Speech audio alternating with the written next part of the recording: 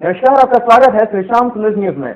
आज हम आए हैं एडवोकेट विमल जी के यहाँ और आज हम इस पॉडकास्ट पे बात करेंगे एजुकेशन सिस्टम के ऊपर। आपने हमारे चैनल पे देखा होगा पदमपुर के कुछ स्टूडेंट के ऊपर अभी तक उनका रिजल्ट गवर्नमेंट ने जारी नहीं किया है। जी हाँ, वो सीबीएसई की रिजल्ट का इंतजार करें, ना कि सीबीएसई का। आज हम इनसे मिलते हैं एक पॉडकास्ट में, इनके बारे में भी जानते हैं, एजुकेशन के रिफॉर्म्स के बारे में भी जानते हैं एंड बहुत कुछ इस पॉडकास्ट में आपको इन्फॉर्मेशन मिलेगा। बस बने रहे श्री श्याम सुंदर न्यूज के साथ। तो पहले तो बहुत बहुत धन्यवाद, आपने हमें टाइम दिया, टीम श्री श्याम सुंदर को टाइम दिया। एज हम जानते हैं कि आप पेरेंट्स यूनियन के प्रेसिडेंट भी रह चुके हैं, आप उस कमेटी में लोगों को, पेरेंट्स को और जो भी आने वाली एजुकेशन में पेरेंट्स को दिक्कत होती है उसके लिए आप आवाज उठाते रहते हैं। तो पहले तो ये हमने जाना, आप कुछ हमारे व्यूवर्स के बारे में आप बताएं कि आप कैसे इस फील्ड में आए, आपकी थोड़ी बैक स्टोरी के बारे में हम जानना चाहेंगे। धन्यवाद। मैं पंचायत कॉलेज का स्टूडेंट हूँ। मैं 1996 में कॉलेज यूनियन का सेक्रेटरी चुना गया और उस टाइम मैं कॉलेज का सबसे सर्वकनिष्ठ जूनियर के मैं कॉलेज का सेक्रेटरी हूँ। उससे पहले कोई भी सेक्रेटरी नहीं हुआ था जूनियर में। उसके बाद मेरा स्टूडेंट करियर जो पॉलिटिक्स करियर तो शुरू हो गया। फिर मैं स्टेट का बॉडी में रहा, कहाँ वो मैं उस टाइम में कांग्रेस में छात्र जनगणना जो बोलते हैं छात्र कांग्रेस बोलते हैं, छात्र कांग्रेस में मैं स्टेट का सेक्रेटरी रहा, डिस्ट्रिक्ट का भी सेक्रेटरी रहा। फिर उसके बाद जो डिस्ट्रिक्ट का जो कमेटी है उसी कमेटी में रहा, जो बुजुर्ग कांग्रेस का। ऐसे करके मेरा करियर पे चला। तो फिर उसके बाद मैं अभी बहुत सारे संस्था में जुड़ा हुआ हूँ। ऐसा नहीं है कॉलेज का, पंचायत का मैं गवर्निंग बॉडी जो बोलते हैं आलू मंडी कमेटी में हूँ, प्रोजेक्ट डायरेक्टर के। और इसके बाद कॉलेज का इंटरनल जो कंप्लेंट कमेटी है उसी कमेटी का मैं अभी लीगल एडवाइजर हूँ। फिर अभी बहुत सारे जो संस्था है जो बुजुर्ग लोगों को रहने के जो देते हैं, जो ओल्ड एज जो होता है उसी ओल्ड एज का मैं अभी मैं वो लीगल एडवाइजर हूँ। फिर बहुत स्कूल में मैं तो जुड़ा हूँ, पहले से जुड़ा हूँ, पिताजी मेरा टीचर थे। फिर उसके बाद अभी जो जितने भी हिंदू एकता, हिंदू जागरूकता का जितने भी है बरगढ़ में चल रहा है, बागेश्वर बाबा की वो जो कमेटी है वो बरगढ़ में पहली बार हम किए, उसकी रैली भी की और रामलीला भी की, वो उस कमेटी में हूँ अभी। तो ऐसे चलता है।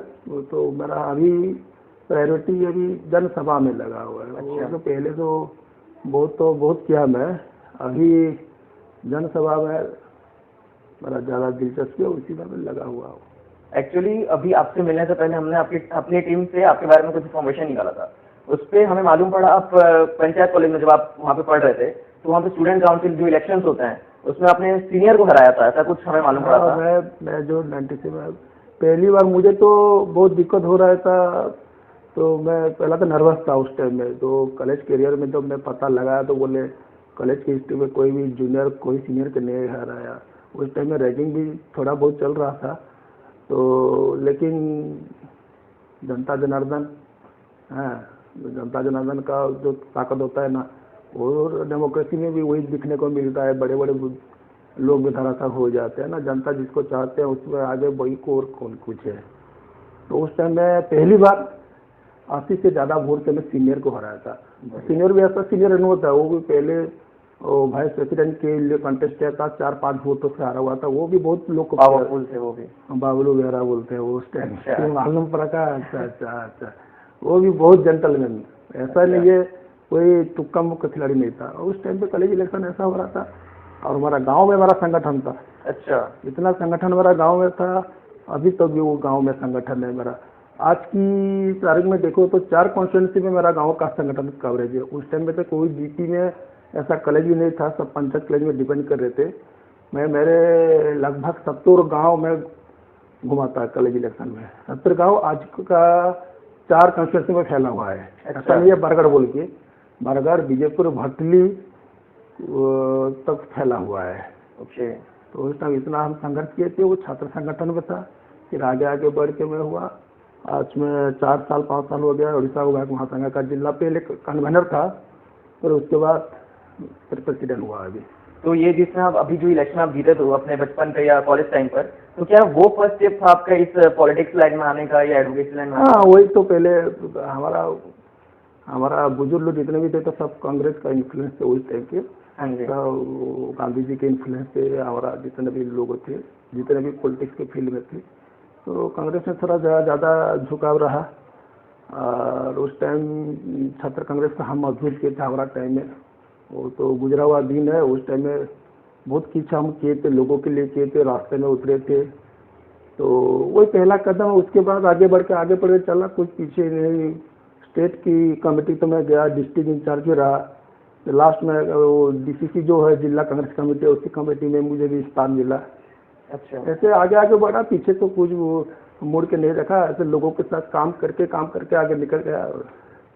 सही है। तो आप अभी जिस फील्ड पे हैं, कुछ लोगों का अभी जैसे आपसे बहुत कुछ उम्मीद रहता है, जैसे आपने बताया पेरेंट्स की संगठन में आप हैं अभी, तो सब पेरेंट्स का भी कहीं ना कहीं एक आस रहता है, बच्चों का भी कहीं ना कहीं एक आस रहता है कि उन्हें फेयर मिले, आप लोग उसे उन्हें न्याय दिलाएं।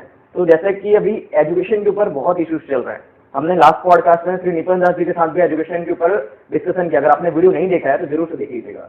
तो एजुकेशन के ऊपर बहुत सारे इश्यूज हैं कि लाइक बहुत ज्यादा बजट हाई हो रहा है, पेरेंट्स को स्कूल भी भेज रहे हैं, प्लस ट्यूशन की भी नीड हो रही है, एंड प्राइवेट स्कूल कहीं ना कहीं ज्यादा चार्जेस कर रहे हैं। तो उस पर थोड़ा सा अगर आप नजर डालें। नहीं, ठीक बोल रहे हैं। अभी लोगों की आखिरी उम्मीद एजुकेशन है। कोई भी घर का जो भी है बच्चा लोग है, वो अच्छा खासा एजुकेशन, हम चाहे 2 रोटी कम खाए लेकिन अच्छा एजुकेशन कुछ किसी को दिए तो वो बड़ा आदमी बनेगा। तो हमारा क्या बोलते हैं, हमारा बुढ़ापे का वो सहारा बनेगा। तो एजुकेशन को प्रायोरिटी दे रहे। आगे तो ऐसे एजुकेशन को इतने प्रायोरिटी नहीं दे रहे थे। अभी मैं देख रहा हूँ, लोगों चाहे 2 रोटी कम खाते, रात को भी नहीं खाते हैं, उपवास रहते हैं, लेकिन अपना लोगों को, अपना बच्चों को हाई क्वालिटी एजुकेशन देने में पीछे नहीं रहते हैं। तो इसी चलते अभी वो एजुकेशन भी इतना कॉस्टली हो गया है। और कहीं ना कहीं सरकार के तो लगाम ही नहीं है ये सब चीज़ में। जितना एजुकेशन का हाई प्राइस हो गया है ना, तो सरकार के कहीं ना कहीं चूक हो रहा है, उसके लगाम ही नहीं रहे। तो हम तो इसी ऊपर मुहिम में छड़े हैं, पहले भी छड़े। तो कोरोना से पहले हम तो एक कलेक्टर घेराव किए थे, जो एजुकेशन, फ्री एजुकेशन कैसे मिले, क्वालिटी भी एजुकेशन मिले, फ्री एजुकेशन मिले, इसी की तरह भी सरकार ध्यान देना है। जो बोलते हैं यूनिफॉर्म सिविल कोड जैसा यूनिफॉर्म फी स्ट्रक्चर, हाँ जी, वो उड़ीसा में लागू नहीं हुआ है। उसी के लागू करने के लिए हम पिछली सरकार को तो हम दाबी हमारे दिए थे। तो कहीं ना कहीं ये दाबी अभी बक्स में रह गया, उसे वो कोई नहीं खोल रहा है। इसके ऊपर बहस होना चाहिए और ये बिल होके आना चाहिए। तो रास्ते में फूड स्ट्रीट का जो वेंडर होता है, उसी भी लड़का पर जैसा पढ़े, कोई बड़ा मिल फैक्ट्री वाला का लड़का भी उसी एजुकेशन पढ़े, उसी पैस में पढ़े।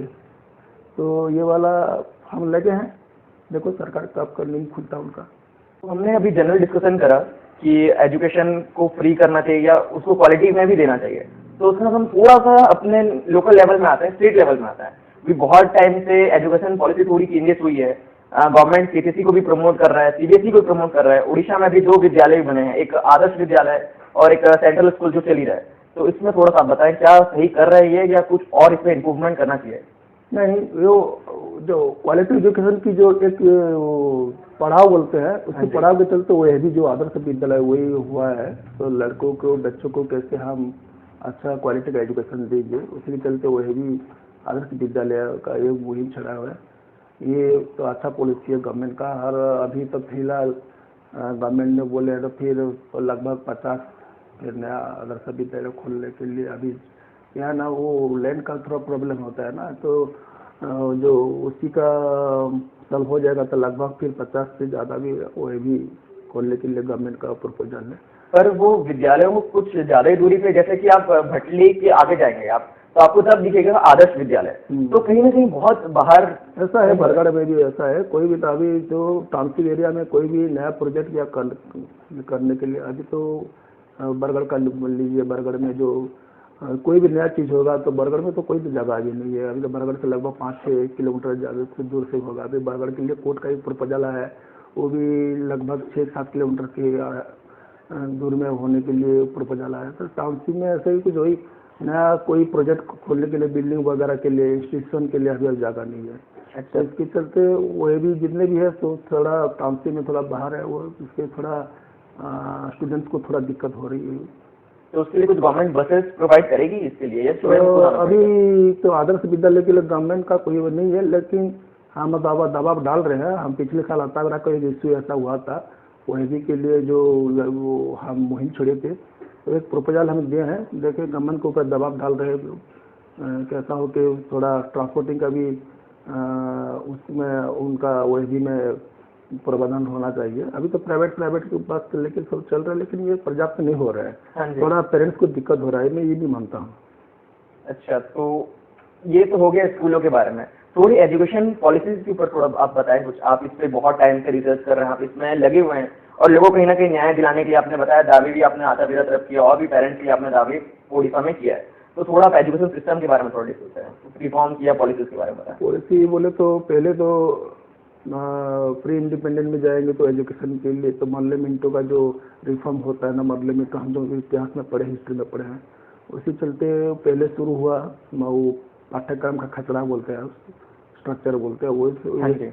यही शुरू हुआ। इसमें क्या है ना, थोड़ा बड़े जात का या ऊपर कास्ट का लोग थोड़ा उसी टाइम में एजुकेशन के लिए थोड़ा वो आगे निकलते थे। वो तो पिछले तो कोई भी ऐसा छोटा बड़ा तो कोई भी एजुकेशन के लिए इतना हाई प्राइस है, तो एजुकेशन के लिए कोई ऐसा आगे नहीं बढ़ा था, तो वो अपने निजी जो कारोबारी है उसी में लगा हुआ रहता था, जो कोलिक बुर्की बोलते हैं ना, उसी में। हाँ जी। तो पहले बड़े जात का लोग, उच्च वर्ग लोग वो पढ़ाई के लिए जाते थे। उसके बाद वो थोड़ा अंधविश्वास से था, समुद्र में जाएंगे तो ये होगा से होगा बोलते, तो पहले पढ़ने के लिए तो बिलास वगैरह जाने के लिए तो कोई तो नहीं था, सब ऐसा था। वो पहले की बात है। फिर आपने बनारस में यूनिवर्सिटी हुआ, कलकत्ता हुआ, जो बड़ा बड़ा सब हुआ, वो धीरे धीरे वो एजुकेशन का रिफॉर्म हुआ, संस्कार होने गया। तो उसके बाद बड़ा सबसे बदलाव 1986 में हुआ, जो उस टाइम राजीव गांधी का गवर्नमेंट था, उस टाइम के जो हुआ बड़ा बदलाव हुआ, वो जो नीति की जो अब बोलते हैं ना, ये देश के चलाने के लिए कॉन्स्टिट्यूशन होता है, तो एजुकेशन के चलाने के लिए ये होता है, ये क्या बोलते हैं, ये एक्ट होता है। हाँ जी। हाँ जी। पॉलिसी का एक्ट होता है, उसी पार्लियामेंट एक्ट वो ऐसा वो दोनों सदन में पास हो क्या होता है, उसी को लेके फिर एजुकेशन का रिफॉर्म होता है, एजुकेशन का सिस्टम ही चलता है। 1986 में पहला तो सबसे बड़ा बदलाव हुआ था एजुकेशन का। उसके बाद थोड़ा बड़ा चेंजेस हो के उसी के चलते सब चल रहा था, जो मैट्रिक के लिए 15 साल और उसके 17 साल में +2, ये सब पहले जो था उसी से चलता था। वो जो 10+2 ऐसी पॉलिसी पहले चल रहा था। फिर क्या हुआ, तो ये नया गवर्नमेंट जब आया, मोदी गवर्नमेंट आया, उसके बाद 2020 को सबसे बड़ा बदलाव हुआ, जो अभी हम बात कर रहे हैं, न्यू एजुकेशन पॉलिसी बोलते हैं, उसी बदलाव हुआ, दोनों सदन में पास हो बिल हुआ। उस आइन में अभी देश में न्यू एजुकेशन पॉलिसी में उसी में चलते चल रहा है। वो बोलते हैं 5+3+3+4। थोड़ा एक्सटेंड करें व्यूअर। तो ये जो है, इसमें क्या है ना, तो वो स्टूडेंट का जो एज होता है ना, हाँ जी, किसी एज में उसका कैसे बौद्धिक विकास हुआ है उनका ब्रेन का, उसी हिसाब में उनको उनका पाठ्यक्रम चलेगा। अच्छा, पहले फंडामेंटल होता है, वो जो बोलते हैं शिशु वाटिका बोलते हैं, आंगनबाड़ी बोलते हैं, उसी में वो एंट्री करेगा। उसी एंट्री करने से वो खेल कूद के करेगा, ऐसा उनके ऊपर कोई भी दबाव नहीं पड़ेगा। उसी के चलते टीचर्स लोगों को ऐसे ही ट्रेनिंग दिया जा रहा है, वो आगे भी दिया जाएगा। तो स्कूल को बोलेंगे वाटिका बोलेंगे, वो जो अपना क्या बोलते हैं अभ्यारण्य जैसे बोलते हैं ना, उसी स्कूल में ऐसा रहेगा। वो वहाँ पर खेलेगा कूदेगा सोएगा, रेसिडेंस टाइप का होगा अभी जो इतना स्कूल में है। उसमें उनका बौद्धिक विकास के लिए वो खेल कूद के उनको सब सिखाया जाएगा। उसके बाद क्या है ना, फिर उनको 3 साल जो आएगा, 3 साल में वो अपने रीजनल लैंग्वेज जो जिस एरिया में बेस करता है, उसी एरिया में वो जो लैंग्वेज बोलेंगे बोलती भाषा है, तो उसी भाषा में उनको एजुकेशन दिया जाएगा। उड़िया, संबलपुरी, वो जिस जगह में जो भी बात होता है उसी में चलेगा। फिर उसके बाद जो 3 जो है उसमें चलेगा उनका क्या क्या पाठ्यक्रम है, उसी में इंट्रोड्यूस कराया जाएगा। 3+3+4 जो आएगा उनका जो स्टडी मटेरियल है उसी स्टडी मटेरियल में जाएगा। दूसरी बात ये है, जो पहले क्या होता ना, हम वो जो जितना भी पढ़ाई छोड़ देते थे उनका बीएड हो जाता था। अभी बंदा जब भी पढ़ाई करना चाहेगा जितने भी स्टेप हुआ है उसमें वो आगे Continue बढ़ेगा, कर सकता है। कंटिन्यू कर सकता है, वो पढ़ेगा, उनका करियर बनेगा। तो और एक बात है उनके वो पहले क्या है ना, हमारा एक परमानेंट स्ट्रक्चर था, वो ग्रुप था जो हम टीवी वगैरह में जो लेते हैं ना, तो जो पैकेज लेते हैं, हाँ जी, हाँ जी। पढ़े का भी ऐसा पैकेज था। वो आर्ट्स लेगा तो आर्ट्स स्ट्रीम में जितना भी है उससे आगे नहीं जाएगा, और पॉलिटिकल साइंस लेगा तो पॉलिटिकल साइंस का पार्ट 1 पार्ट 2 जो पॉलिटिकल का जितना भी है उसी हाँ, हाँ। सब्जेक्ट लेगा। तो अभी क्या है ना, जो भी पढ़ेगा साइंस के साथ कोई पॉलिटिकल साइंस का भी एक Subject choose सब्जेक्ट कर चूज सकता कर सकता है, मल्टीपल Okay. चूज कर सकता है। साइंस का लड़का अच्छा साइंस में वो अच्छा पढ़ाई कर रहा है, लेकिन उसका लगाव म्यूजिक में है, हाँ जी, वो हाँ जी। म्यूजिक भी ले सकता है, म्यूजिक में बढ़िया। करियर करेगा। तो ऐसे करके ये वेस्टर्न कल्चर का जो सब वो थोरोली ये करके, जर्मन का, ब्रिटेन का, ये सब उनको थोरोली स्टडी करके जो अपना विद्वान लोग है हाँ, हाँ। वो सब गवर्नमेंट को सजेस्ट किया, उसके बाद थोड़ा रिफॉर्म के लिए सब किया, उसके बाद अपना स्टेट की जो है गवर्नर को उनको सब वो देख के ये माने सरकमस्टेंसेस वो सब स्टेट का देख के इसी को रिफॉर्म करके 2020 में लागू किए हैं, जो एनईपी बोलते हैं, उसके एनईपी लागू हुआ है। फिर इसके बाद उनका स्टडी का वो ये आ जाएगा, वो जो पेन कार्ड टाइप होता है ना, उनका नंबर आएगा, वो नंबर में वो जहाँ भी जाएंगे उनका स्टडी का पूरा डिस्प्ले हो जाएगा, वो जितने भी छोड़े हैं उसमें वो पढ़ाई कर सकते हैं, जो जिस स्टेट में जाएगा उसी स्टेट में वो उसका लैंग्वेज लेके पढ़ाई कर सकते हैं। इतना बहुत चीज़ उनके ऊपर है। तो ये सिर्फ सीबीएसई वालों के लिए हुआ या सीबीएसई वालों के लिए? नहीं, ये सबको एनईपी के सबको सब मान लेंगे वो। अच्छा, उड़ीसा बोर्ड से भी पढ़ो या आप नेशनल बोर्ड से पढ़ो, सबके लिए हाँ, applicable है। ये एप्लीकेबल है सबके लिए। थोड़ा सा हम अपने और लोकल में आते हैं, लाइक जैसे अब हम बरगढ़ में रहते हैं, यहाँ पे उड़ीसा में kind of 2 types of Oriya चलता है, और हमारे बुक्स में आप नॉर्मली देखेंगे कट किया उड़िया ज्यादा रहता है। आप किसी भी एक एजुकेटेड उड़िया स्टूडेंट से पूछेंगे तो उसका जो लैंग्वेज रहता है उसे टोटली कट के उड़िया पढ़ाया जाता है। बट काइंड ऑफ हमारे यहाँ पे जितना भी मतलब लोगों का बोलना है, थोड़ा संबलपुरी की तरफ जो झुकाव है, तो क्या गवर्नमेंट को ये लैंग्वेज भी इंट्रोड्यूस करना चाहिए इन फ्यूचर? देखो, संबलपुर लैंग्वेज को तो इंट्रोड्यूस करने के लिए तो मुहिम चढ़ा हुआ है, अभी लगा हुआ है, वो अनुच्छेद में आने के लिए, 30 अनुच्छेद में आने के लिए लगा हुआ है। पेरेंट्स के लिए भी बहुत इशू का मुद्दा है, बच्चों के लिए भी बहुत इशू का मुद्दा है कि जो बुक्स हैं वो सिर्फ स्कूलों में प्रोवाइड की जाती हैं, वो आपको बाकी स्टोर्स पे वो अलाउ ही नहीं करता है स्टूडेंट्स को लेने के लिए। वो चाहता है कि बच्चे वहीं से उनकी कॉपीज़ खरीदें एंड बुक्स भी वहीं से परचेस करें। तो इससे कहीं ना कहीं वो अपनी मोनोपोली, मैं बोलना चाहूँगा, वो चला रहे हैं। उस पर रेट्स भी वो काफ़ी हाई प्राइस करता है, जिससे लोगों को थोड़ा इश्यूज होता है। लाइक अब कुछ टाइम क्या होता है, स्कूल पे बच्चों को वो बुक नहीं मिल रही क्योंकि स्कूल में बुक कंप्लीट खत्म हो गई है और उन्हें अलाउ नहीं करते हैं बाहर से बुक्स परचेस करने के लिए, तो कहीं ना कहीं उनके स्टडीज़ में भी इश्यूज होती है। तो इस पर आप लोगों का क्या नज़रिया है? आप लोग क्या इसमें कुछ अपना रोशनी डालें इसमें? जरूर, ये तो पहले से भी चल रहा है प्राइवेट स्कूल में, ये उनका ये कमाई करने का दूसरी मार्ग है। वो लोग ये तो टोटली इलीगल काम कर रहे हैं। ये डिस्ट्रिक्ट एजुकेशन ऑफिसर को ये देखना चाहिए था उसके ऊपर।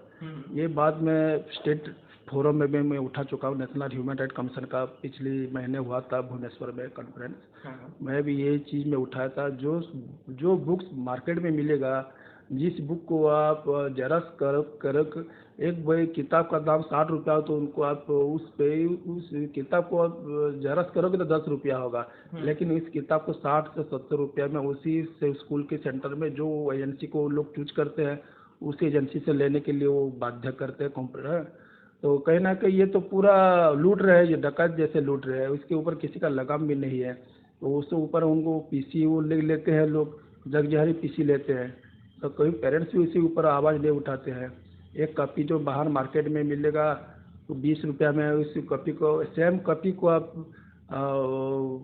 उसी स्कूल के अंडर में जो एजेंसी खुला प्रिंट देता है वो 60 रुपया 70 रुपया में बेचता है।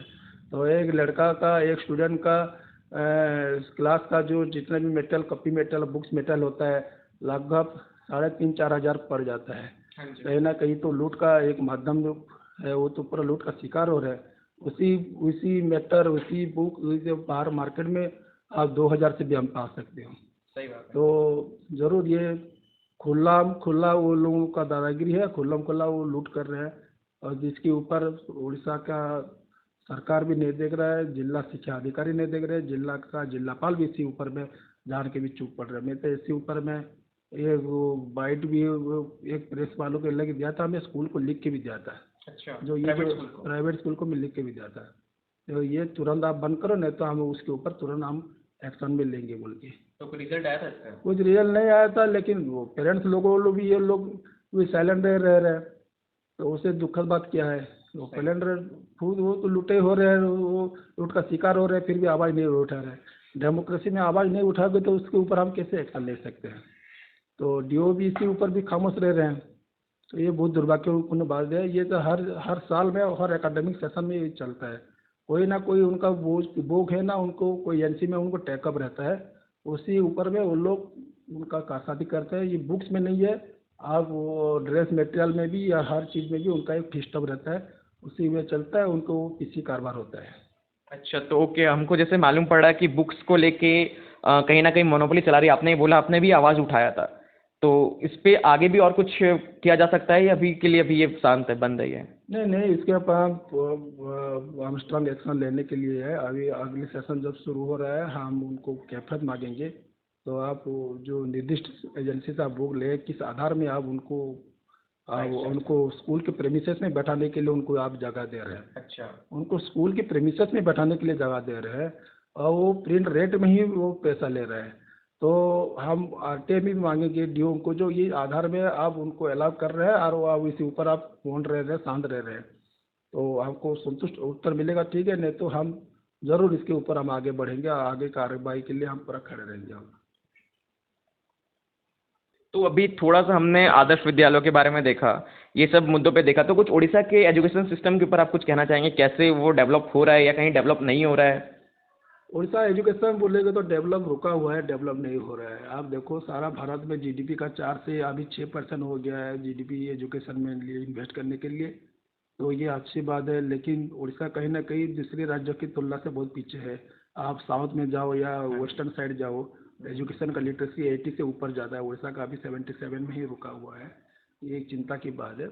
दूसरी बात ये है, जो अपना जो प्राइमरी एजुकेशन है, जो गवर्नमेंट एजुकेशन है, कहीं सरकार उसके ऊपर 1% भी नहीं ध्यान दे रही। जितने भी तजुर्बा, जितना भी ध्यान गवर्नमेंट वो प्राइवेट स्कूल जो खुलने के, प्राइवेट स्कूल की जितने भी विस्तार हो रहा है, ये गवर्नमेंट की परोक्ष और प्रत्यक्ष की आशीर्वाद, ब्लेसिंग से और इच्छा से ही हो रहा है। उसी इच्छा गवर्नमेंट इंस्टीट्यूशन, गवर्नमेंट स्कूल या प्राइमरी स्कूल में लगाए तो गवर्नमेंट स्कूल का बहुत भी डेवलप हो सकता है। लेकिन वो किसी न किसी चलते, उसकी इच्छा से बाहर के चलते आज दुर्दशा गवर्नमेंट स्कूल का बोलो तो गवर्नमेंट इंस्टीट्यूशन का हो रहा है। आप पिछले सरकार में जितने भी खर्च किए थे, 1% में रिजल्ट निकल के नहीं आया। जो स्कूल का जो बिल्डिंग का जो जितना भी इंफ्रा जो डेवलप किए थे, इंफ्रा जो डेवलप किए थे, तो चलो अभी देखो तो इंफ्रा का कोई भी रिजल्ट नहीं निकला। जहाँ भी जाओ वो अभी तो बिल्डिंग का जैसा भी हालत पहले था ऐसा ही हालत हो है। उसके बाद मिड डे मील में बहुत ही घपलाती का आ रहा है। और बरगढ़ में भी बोलो, जहाँ भी बोलो, मिड डे मील में जो चला है उसमें भी थोड़ा वो करप्शन हो रहा है। तो टीचर की कमी, टीचर की इतना वर्ग हो गए हैं, किसी टीचर किसी वर्ग में भी नहीं है। एक टीचर स्कूल में है तो दूसरा टीचर अपने मांग के लिए रास्ता में खड़ा हुआ है। तो कहीं ना कहीं अपना सिस्टम में कुछ चूक में, इसी चलते अभी उड़ीसा का शिक्षा व्यवस्था जो एजुकेशन सिस्टम में बहुत पीछे है। उसको हम नए सिरे से चिंता करना है, कैसे स्कूल को बचाए, स्कूल को जो स्टूडेंट की कमी है इसको हम कैसे फिर उनके लाए, जो ड्रॉप आउट स्टूडेंट है उसको हम कैसे फिर मेन स्ट्रीम में लाएंगे, उसी को एक मिशन एक ऑपरेशन की जरूरी है।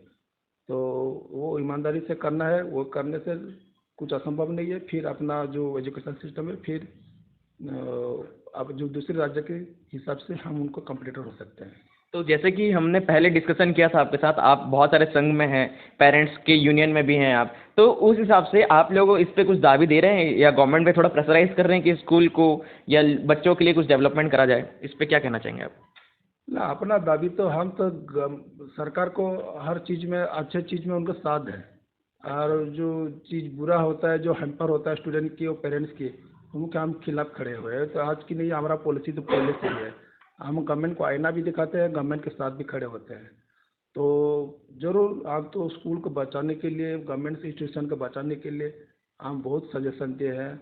हम तो गवर्नमेंट को यही मान रखे हैं। पिछली बोले तो 2021 को मेरा लगभग याद हो रहा है, उस टाइम को 2021 को हम गवर्नमेंट को एक सजेशन दे, तो यार एक्सपर्ट कमेटी बनाए, जो कमेटी जाके ग्राउंड जीरो में सर्वे करेंगे, क्यों बच्चे लोग स्कूल छोड़ रहे हैं, क्यों अपना education, primary education, government education का इतना बुरा हाल है, कैसा करने से उनका डेवलप होगा, कैसा करने से ऊपर लेवल तक आएगा, कैसा करने से उड़ीसा का एजुकेशन सिस्टम दूसरे राज्य की तुलना में बोले तो साउथ इंडिया के जो जितना भी स्टेट है उसी के जैसा है, उसको बराबर थोड़ा आएगा।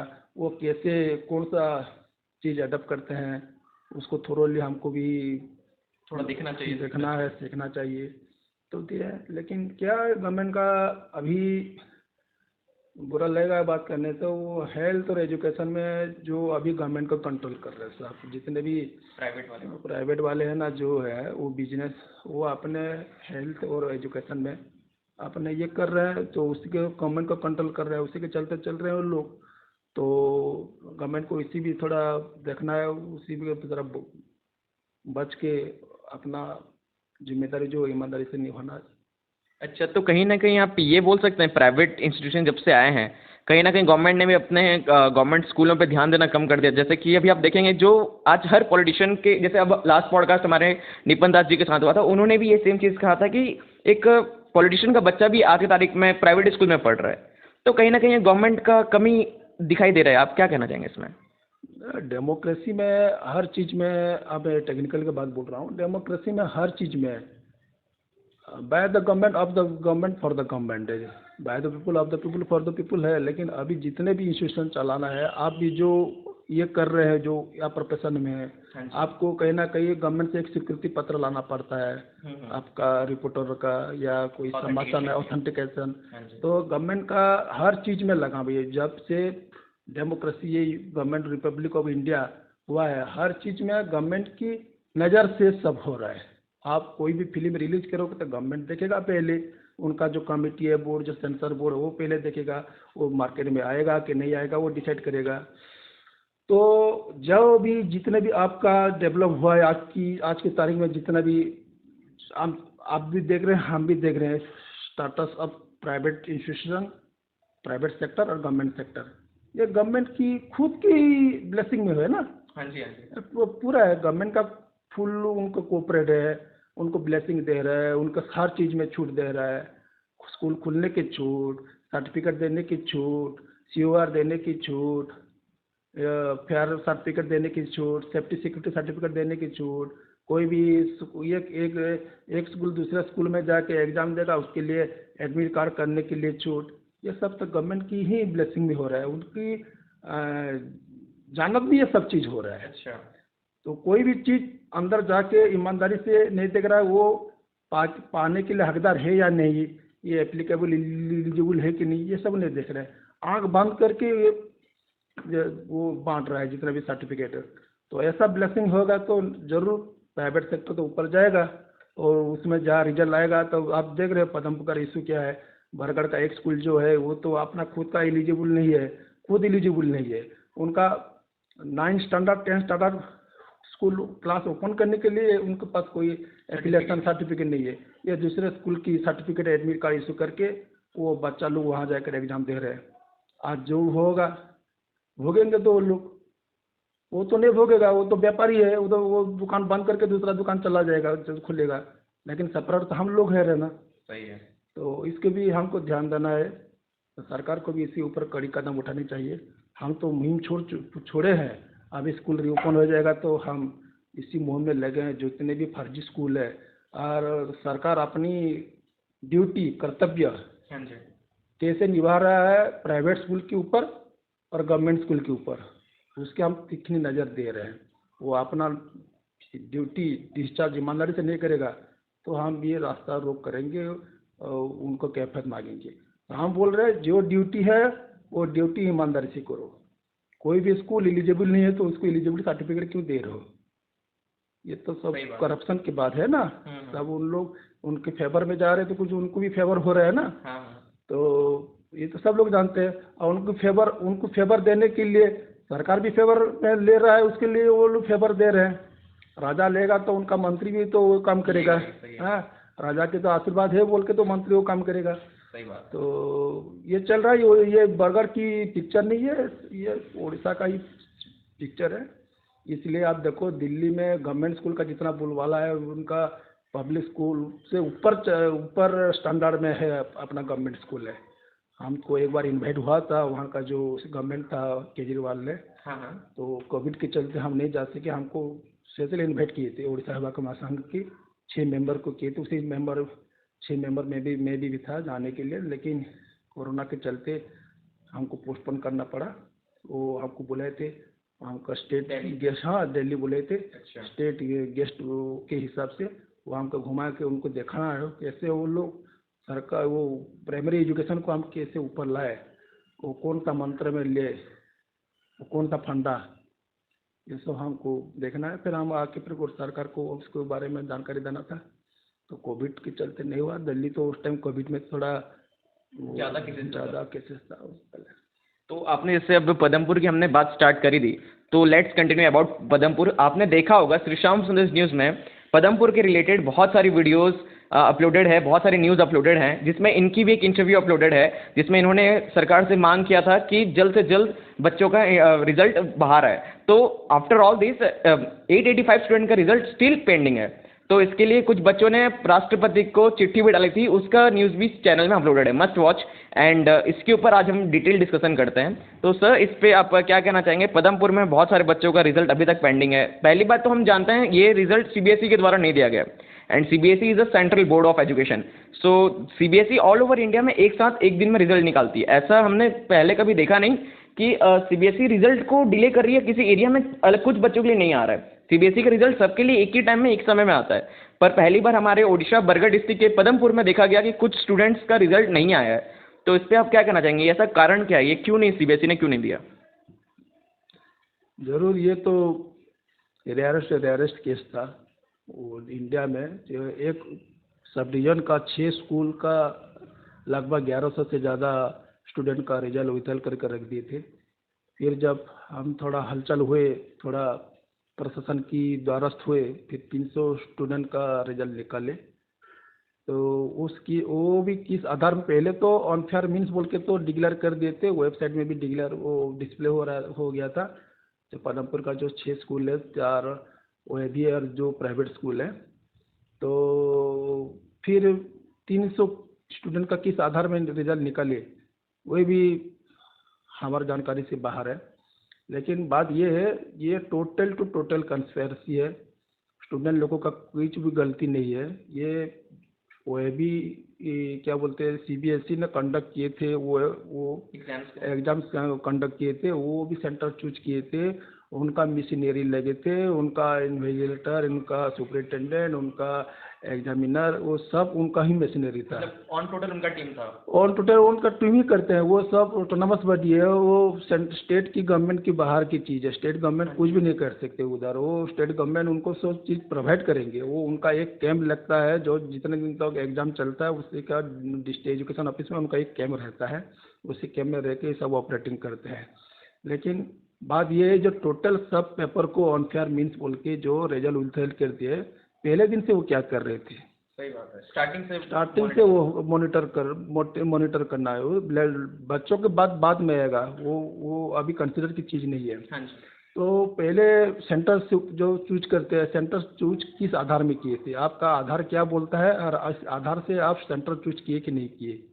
दूसरी बात ये है, जो एक स्कूल ओएबी स्कूल का एक सेंटर 15 स्कूल में, दूसरे में 15 किलोमीटर डिस्टेंस में वो भी स्कूल पड़ता है, वो आप सेंटर नहीं करके पदमपुर में आप एक निर्दिष्ट स्कूल में, जो पहले से प्लान में था उस स्कूल में करने के लिए, जो 2000 किए हुए लग रहा है किए हुए थे वो लोग। हाँ। तो इसी स्कूल में करने की क्यों आवश्यकता पड़ी।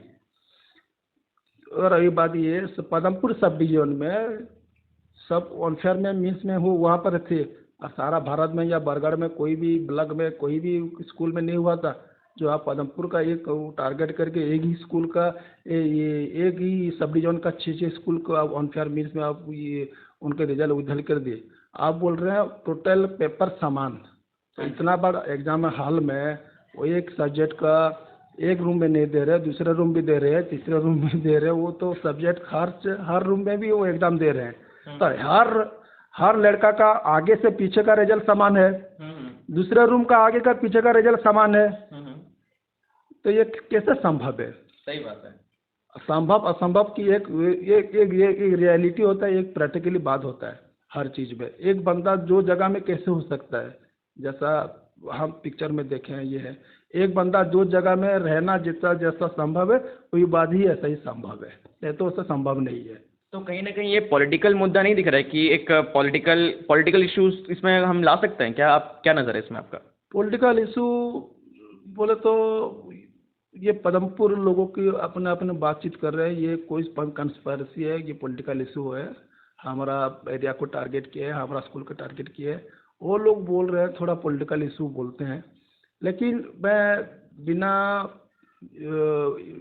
प्रूफ से, बिना कोई जिनसे मैं आधार से मैं नहीं बोल सकता। लेकिन पदमपुर की जितने पेरेंट्स हैं वो लोग बुद्धिजीवी है, कहीं ना कहीं लोग बोल रहे हैं ये कहीं पॉलिटिकल इशू बोल के हम पॉलिटिकल इशू का शिकार हुए हैं बोल रहे हैं। अच्छा। तो वो लोग बोल रहे हैं, लेकिन जो भी हो वो दुर्भाग्य की बात है, दुखद घटना है।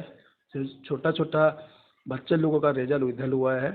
मैं सरकार से वही दाबी रखता हूँ, तुरंत से तुरंत आप एप्रोप्रिएट एक्शन लेके जो कोई भी ये सब कॉन्स्पिरेसी में शामिल है, जो अपना ड्यूटी ईमानदारी से नहीं किए हैं, अपना निष्ठावान से नहीं किए हैं, और जिस आधार में सेंटर होना था, जिस आधार में सब कुछ होना वाला था, कुछ नहीं हो, ये सब नहीं हुआ कि तब विपरीत आपके पास गया है खबर, उस विपरीत खबर जाके आप छोटे छोटे लड़के लोगों का जो रिजल्ट विथल किए है, इसके थोड़ा आप प्रत्याहार करके तुरंत बच्चे लोगों का रिजल्ट जैसा पेपर दिया है उसी पेपर से हिसाब से मूल्यांकन करके रिजल्ट निकालो।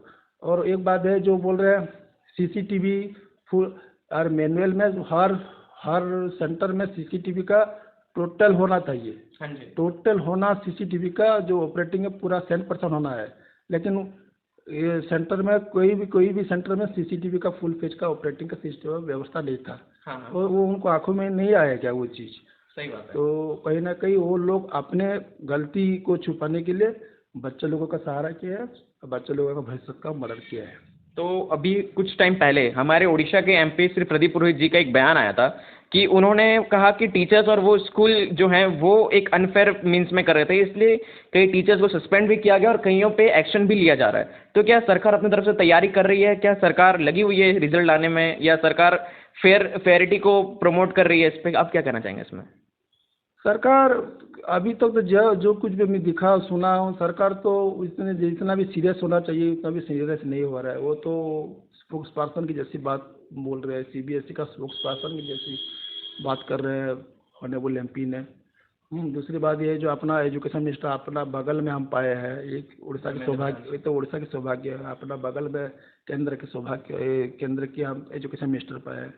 शायद उनको कोई इंटरेस्ट भी कुछ ऐसा ही नहीं दिख रहा है जो जितना भी सीरियसली वो लड़के लोगों के लिए कुछ करना चाहिए था। हाँ। वो भी इतना भी सीरियस नहीं ले तो वो सीबीएसई की फेवर में वो बात भी बोल रहे हैं। तो कहीं ना कहीं सरकार तो अपना हाथ खड़े कर दिए है। तो देखिए हम फिर आगे हम क्या करते हैं। अभी तो हम पेड़ रैली किए थे, एसडीओ कोर्ट को हम घेराव किए थे, और हम राष्ट्रपति जी को, महामहिम राष्ट्रपति जी को हम लिख के अनुरोध किए हैं। देखते हैं क्या रिजल्ट निकलता है। तो इसमें मतलब आपकी जो टीम है, जो आप पेरेंट्स मतलब साथ में सब खड़े हैं, तो आप लोग ऐसे आने वाले समय में बच्चों के साथ प्रोटेस्ट करने के लिए भी रेडी हैं? जरूर, बच्चे लोगों का कोई गलती नहीं है तो हम बच्चे लोगों के साथ क्यों खड़े नहीं रहेंगे। सही बात है। तो जरूर हम उनके साथ खड़े हैं, लेकिन विक्टिमाइज उन लड़के छात्र छात्री ने हुए पदमपुर का, वो लोग डिसाइड करेंगे आगे क्या करने के क्या। हम हर चीज़ में, हर डिसीजन में हम उनके साथ खड़े हैं। तो देखिए वो लोग फिर क्या फर्दर एक्शन के लिए वो क्या क्या फिर प्लान करते हैं। हम उनके साथ खड़े हैं, पहले भी खड़े थे, आगे भी खड़े रहेंगे। तो जैसा कि हमने देखा कि बहुत पदमपुर में बहुत सारे स्टूडेंट का अभी तक रिजल्ट नहीं आया, उसको श्री श्याम सुंदर न्यूज़ पूरी कवर दे रही है। हमने आज सर के साथ बैठ के पॉडकास्ट भी किया। Sir thank you so much sir, आज आपके साथ पॉडकास्ट करके श्री श्याम सुंदर न्यूज़ की टीम को बहुत कुछ इन्फॉर्मेशन मिला है। एंड ये जो क्वेश्चंस हैं ये सब लोग आपस में बात नहीं कर पाते, इसको लोग कोई कुछ और बोलेगा, कोई कुछ और बोलेगा, तो इसमें बहुत सारी नेगेटिविटी या फॉल्स न्यूज़ स्प्रेड होती है। आज हमने आपके साथ बैठ के जो डिस्कशन किया, इस पर हमें कहीं ना कहीं ट्रुथ मालूम पड़ा और इसमें लोगों को भी मालूम पड़ा कि सही में पदमपुर में क्या इश्यूज चल रहे हैं। तो उसके लिए thank you so much sir, time देने के लिए बहुत बहुत धन्यवाद। और कुछ हमारे व्यूवर्स को आप क्या बोलना चाहेंगे? जरूर, मैं आपके चैनल का उत्तरोत्तर उन्नति का कामना करता हूँ। इस चैनल में जितने जुड़े हुए हैं अग्रवाल जी के साथ, तो मेरे पहले से मैं उनके साथ मेरा जान पहचान है। वो भी शिक्षा अधिकार को, शिक्षा मुहिम को आगे बढ़ाने के लिए अपने तरीके से वो भी मुझे बहुत हेल्प करते हैं, कोऑपरेट करते हैं।